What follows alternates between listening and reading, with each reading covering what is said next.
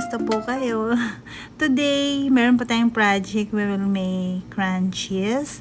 So, I have the big one and the small one. But, I could not show you yung video ng small one kasi nahirapan akong i-upload siya using my InShots na ano ba yan? Yung video editor. So, yun na lang po yung green one. Mas malaki siya and clearer.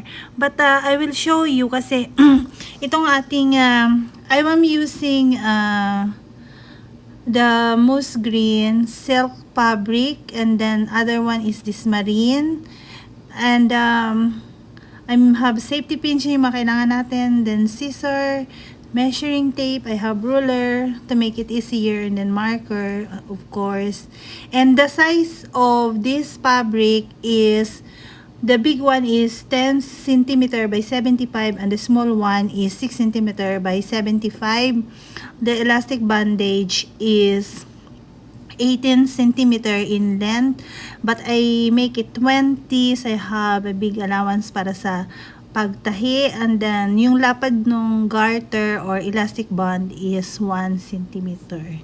So before that, so i-iron muna natin yung ating fabric. So ayan na siya, we're ironing it and make sure na hindi masunog.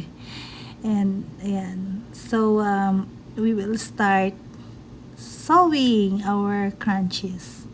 So, sana masundan nyo. And, please follow and subscribe to my channel on YouTube. And, ayan, pinaplansya natin yung ating, the small one. The blue one. And, so, start na tayo magtahi.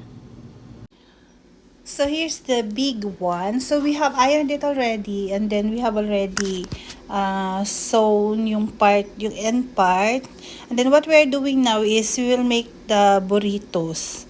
So, we will be putting it from the wrong side. So, place yung pinagtahian dun sa ilalim.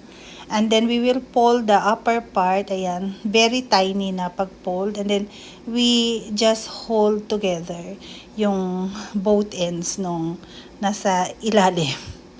And then, I will be using safety pins kasi we have to make sure na yung tahi is magka-level, magkatugma. And then, so ayan na siya, diba? And then, we will make tahi. So, tahiin na natin siya. Ayan. Tahiin natin siya. And, so, pag natahi natin, ayan, make sure na hindi natin natatahi yung nasa loob ha, yung parang palaman. So, I'm just using, yun, inayos ko lang yung aking sinulid kasi natanggal sa, karayom. So, ayan.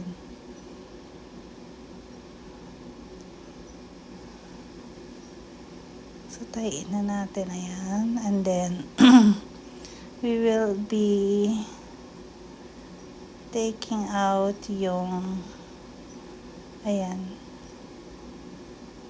So, pag tinahin natin, we'll be grabbing yung part ng, yung nasa loob.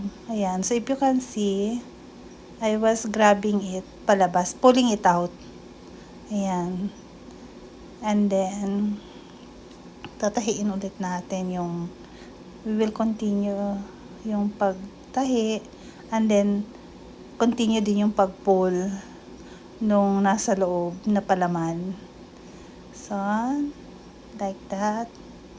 Hanggang sa ma-reach natin yung dulo. Pero, we will have to make a maybe 1 inch or half an inch na opening para naman dun sa ating elastic band, sa ating garter. So, ayan siya. So,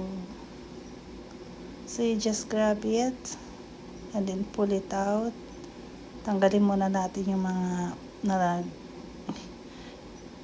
galamay Kasi silk siya natatastas. Ayan. Kaya make sure na may allowance ka na ano ha, 1 centimeter dun sa pagtatahi.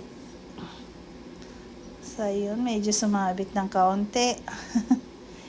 And then we just continue sewing and then continue pulling it out hanggang sa yan na. So, ito na yung pinagdugtungan natin, ano.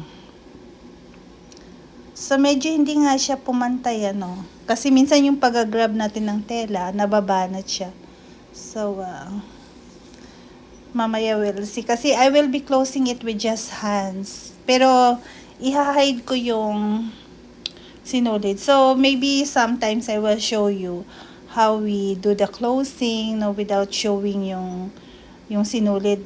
You can do it by the machines. Kaya lang makikita siya na talagang may tahi. Ayan. So, ayan na siya. Ayan.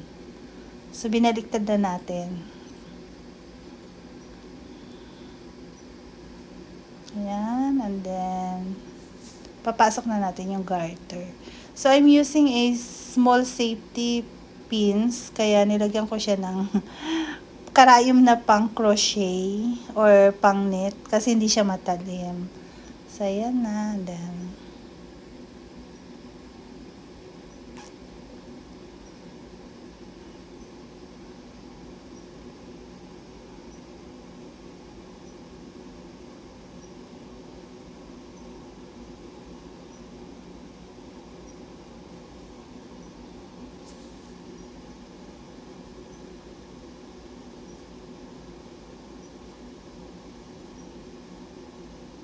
so, ayan.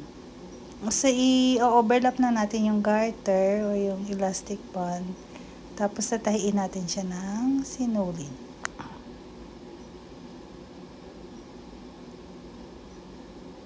So, madali lang talagang gawin. Pwede siyang pangregalo. Mas magandang gumamit ng silk or satin kasi it will protect your hair, lalo na pag sensitive yung buhok. Hindi siya nai-irritate. So, mas maganda siya. I recommended. Pero naman sa atin kasi may mga cotton. So, may namang mga malalambot na. Ayan. So, I'm using different yung parang kulay din ng aking sinulid. Although, meron akong nakikita na she just want to use white sinulid. Hindi siya masyadong particular. Kasi maitatago mo din naman yan. Ayan o. So, ayun na yung opening na. Maliit lang naman siya. So, ayan, meron na tayong crunches. So, di ba maganda? Thanks for watching. Bye-bye. Have a nice day.